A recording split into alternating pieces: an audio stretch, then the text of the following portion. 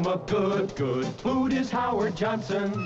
Howard Johnson's offers a wide variety for breakfast, lunch, and dinner. Every day at Howard Johnson's, you get the freshest, tastiest clams in all the ocean. Howard Johnson's began as a humble soda fountain in 1925, captivating customers with rich, creamy ice cream. From this humble beginning to the nostalgic Last Stand in Lake George, how did a beloved dining empire fall from grace? Join us as we explore the fascinating history of Howard Johnson's. Home of good food is Howard Johnson's.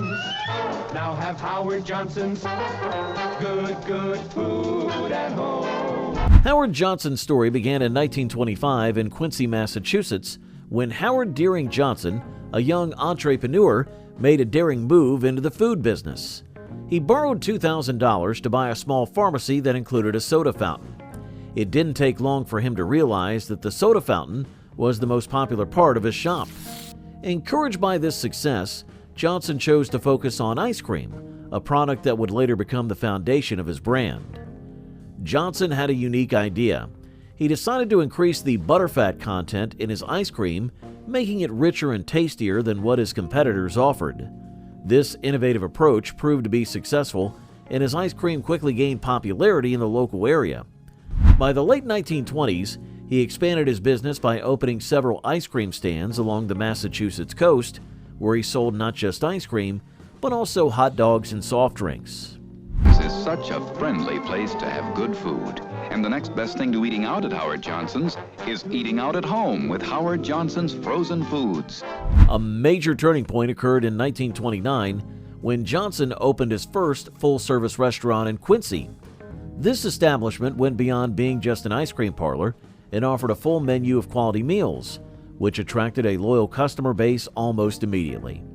The restaurant thrived due to Johnson's commitment to maintaining high standards and his creative marketing strategies, such as bright orange roofs and distinctive signs that made his place easily recognizable.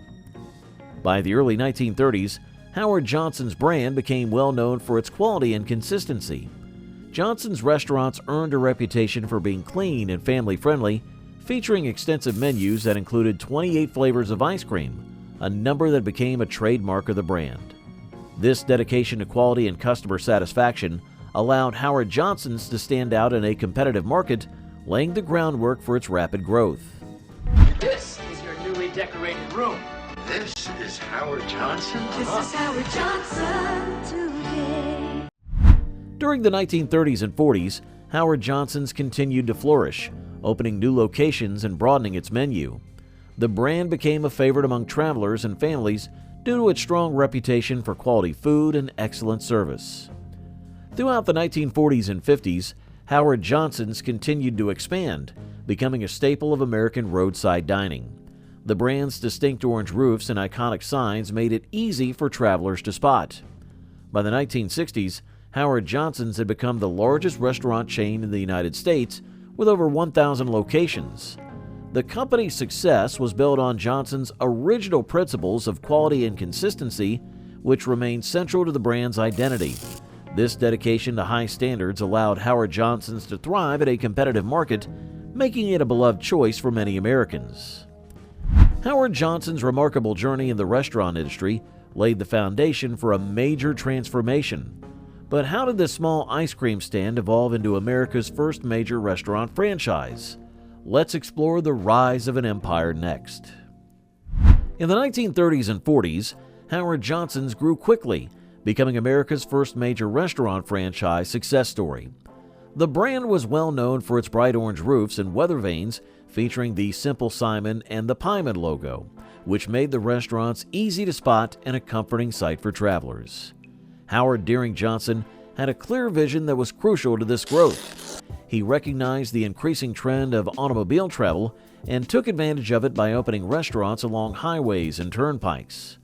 Howard Johnson's offers a wide variety for breakfast, lunch, and dinner, prepared fresh and served hot. Johnson's approach was ahead of its time. He made sure that his restaurants were conveniently located for drivers, making them a reliable stop for families on road trips. This strategy not only improved the visibility of Howard Johnson's, but also linked it with dependable family-friendly dining. The consistency and quality and service across all locations played a significant role in building customer loyalty. The expansion was not only about opening more restaurants, but also about maintaining high standards.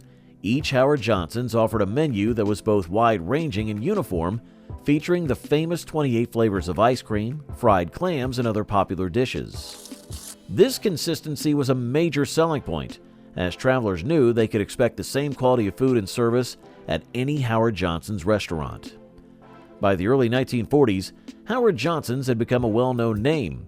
The brand's success was further strengthened by its distinctive marketing strategies. Howard Johnson's, they've got more.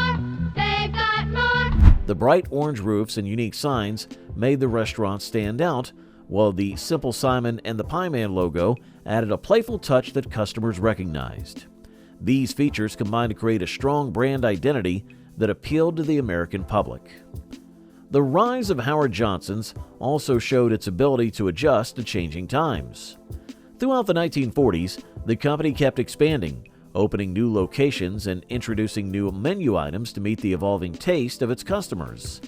This adaptability ensured that Howard Johnson's remained appealing and relevant to a wide audience. The combination of strategic location choices, consistent quality, and effective marketing made Howard Johnson's a beloved dining option for many families on the road.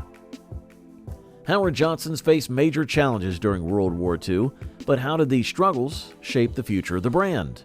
Let's explore how the company's resilience and adaptability laid the groundwork for its post-war expansion and success. There are so many other Howard Johnson's frozen foods at your grocer's now. Howard Johnson's delicious macaroni and cheese.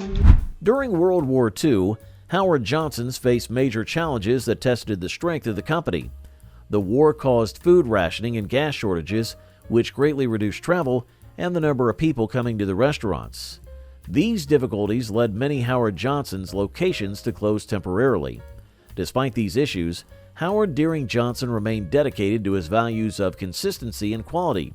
He recognized the importance of supporting the war effort, so he shifted the company's focus to providing food for military personnel. This change not only helped keep the business alive during tough times, but also strengthened the brand's reputation for reliability and quality. The company's ability to adapt was vital during this period.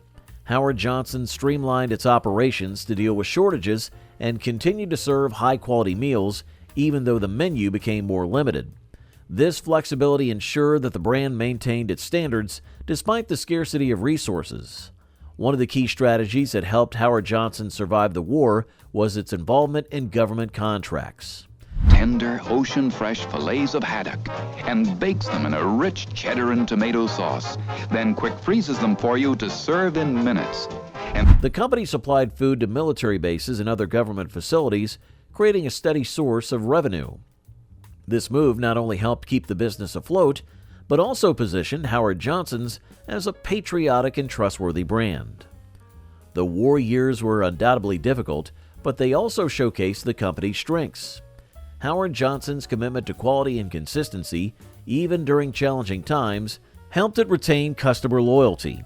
The brand's ability to adjust to changing conditions and its strategic shift to support the war effort were essential in its survival. As the war ended, Howard Johnson's was well positioned to take advantage of the post-war surge in American travel. The company's focus on quality and consistency had paid off, and it was ready to grow again. The end of the war led to a rise in automobile travel, and Howard Johnson's quickly recognized this opportunity by opening new locations along highways and turnpikes. This expansion allowed the company to cater to a growing number of travelers seeking dependable food options. The resilience shown during the war set a solid foundation for future growth.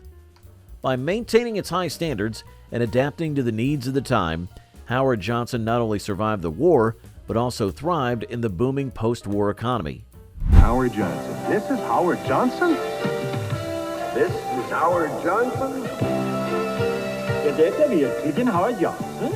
The commitment to quality and the strategic decisions made during this challenging period ultimately ensured the brand's long-lasting success. Howard Johnson's resilience during wartime set the stage for its remarkable growth. How did the company transform these challenges into opportunities? Let's explore how the post-war era became a golden age for Howard Johnson's and reshaped its legacy. Every day at Howard Johnson's, you get the freshest, tastiest clams in all the ocean. But first, we have to get the clams. The post-war period was a time of significant growth for Howard Johnson's, making it a well-known name across America. By the 1950s, the brand had expanded to over 400 restaurants and introduced motor lodges, establishing itself as one of the largest chains in the country. During the 1950s and 60s, Howard Johnson's became a symbol of dependable and high-quality dining experiences. The bright orange roofs and steeples of its restaurants were a common sight along highways, representing a promise of good food and clean places to stay. This period of success was not just about increasing the number of locations, but also about maintaining high standards for food quality and service. A key factor in ensuring consistent quality across all Howard Johnson's locations was the introduction of standardized recipes. Notable chefs like Pierre Franey and Jacques Pepin played an important role in this process. In 1961, Johnson hired New York chefs Pierre Franey and Jacques Pepin to oversee food development at the company's main kitchen in Brockton, Massachusetts. Franey and Pepin created recipes for the company's signature dishes that could be flash frozen and shipped nationwide, guaranteeing a uniform product. Where do you go to get what you like best to eat? Only under the orange roof. Only at Howard Johnson's. Pierre Franey, a French chef who later gained fame through his cookbooks and television appearances, helped develop recipes that could be made in every Howard Johnson's kitchen. His method ensured that regardless of which Howard Johnson's restaurant a family chose, they could expect the same taste and quality. These standardized recipes not only focused on taste, but also aimed at improving efficiency. By having a set of recipes that all locations followed, Howard Johnson's streamlined its operations, reduced waste, and ensured that every dish met the company's high standards. This consistency was essential in building customer loyalty and trust. Howard Johnson's motor lodges, which were introduced during this time, complemented the restaurants well.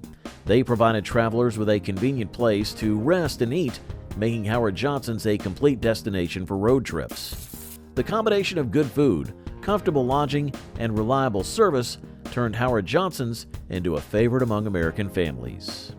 When you come into Howard Johnson's with Mom or Dad, remember to say the secret password. American Rainbow! Right! You get all these wonderful things for free. The success of Howard Johnson's in the post-war era set the stage for a promising future, but what challenges would this once thriving chain face in the 70s?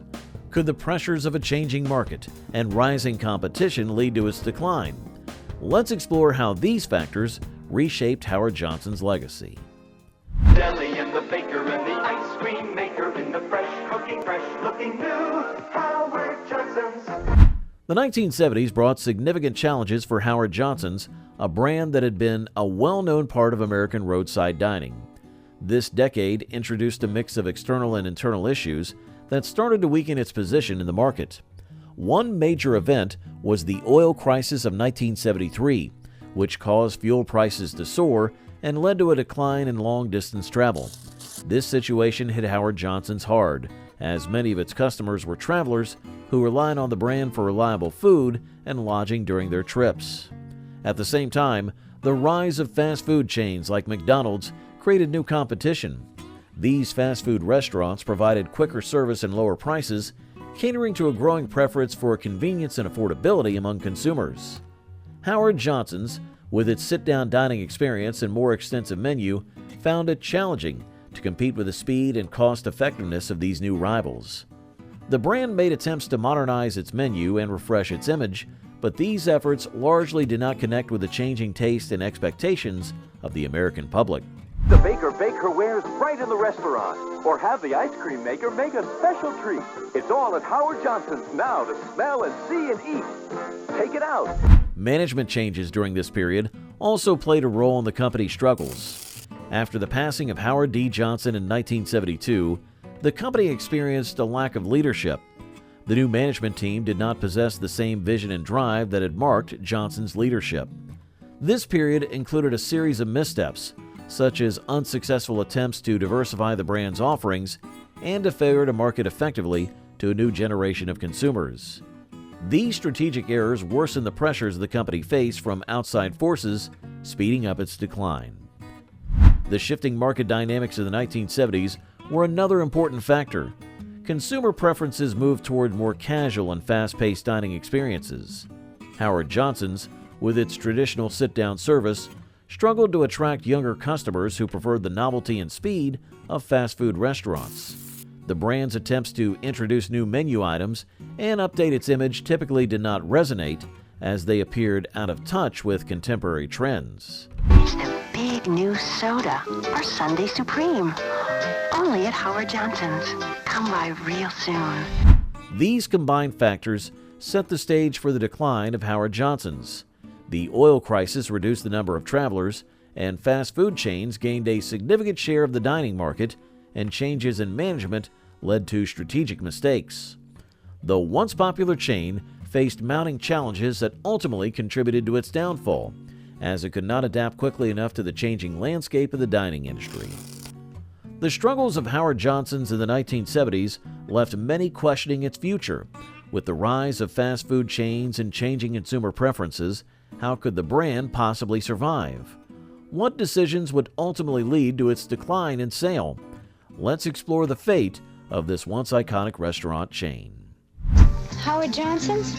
It's sitting down to dinner and being waited on. Something special all the time, Eb. Special price, special nice. By the late 1970s and early 1980s, Howard Johnson's faced serious challenges in keeping up with a changing market. The brand, famous for its bright orange roofs and dependable service, struggled to remain relevant. In 1979, the company was sold to British investors for $630 million. Unfortunately, these new owners did not fully understand the American restaurant scene, which was shifting due to the rise of fast food chains and changing customer preferences.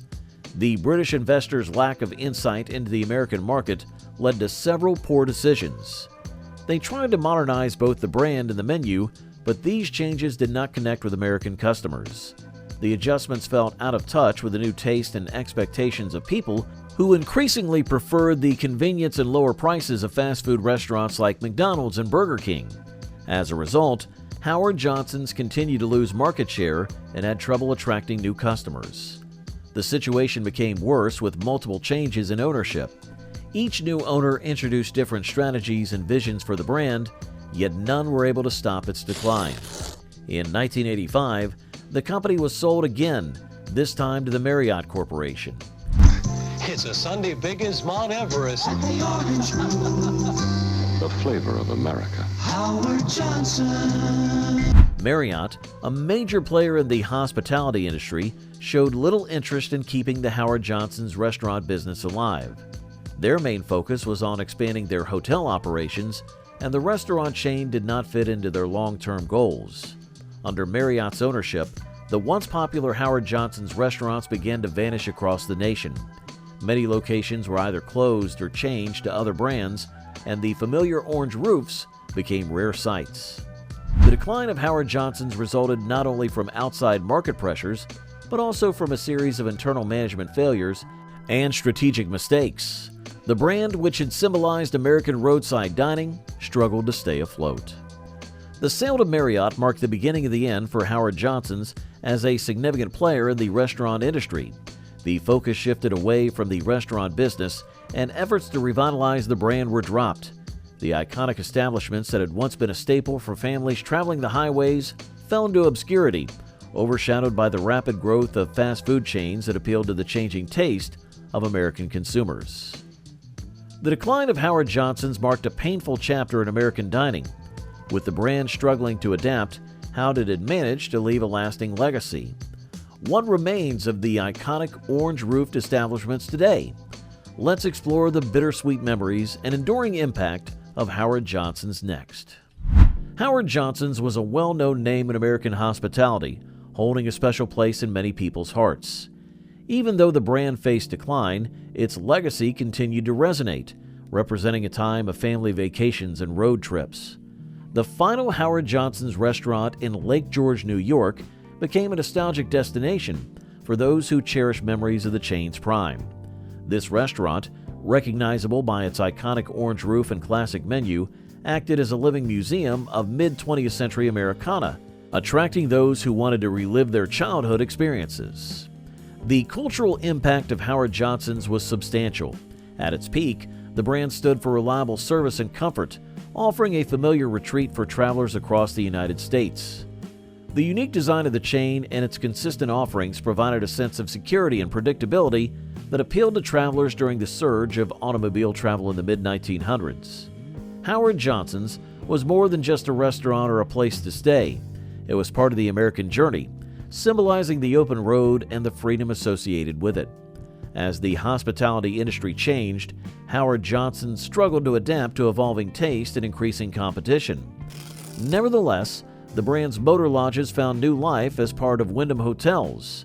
This transition allowed the remaining properties to benefit from Wyndham's extensive resources and network, ensuring that Howard Johnson's name remained recognized worldwide. The motor lodges, now updated and rebranded, still evoked a sense of nostalgia while providing modern amenities for today's travelers. The story of Howard Johnson serves as a poignant reminder that even the most iconic brands can fade away while still holding a special place in the collective memory. The brand's decline was gradual, marked by the closure of numerous restaurants and the sale of its hotel division. Yet the lasting affection for Howard Johnson's reflects its deep-rooted connection with American culture. The closing of the Lake George restaurant in 2022 signified the end of an era, but also underscored the enduring impact of the brand. Even with the decline, the memories associated with Howard Johnson's live on in the hearts of many who experienced its offerings. The nostalgia surrounding the brand highlights a significant part of American history, capturing a time when families would hit the road and enjoy meals at familiar spots.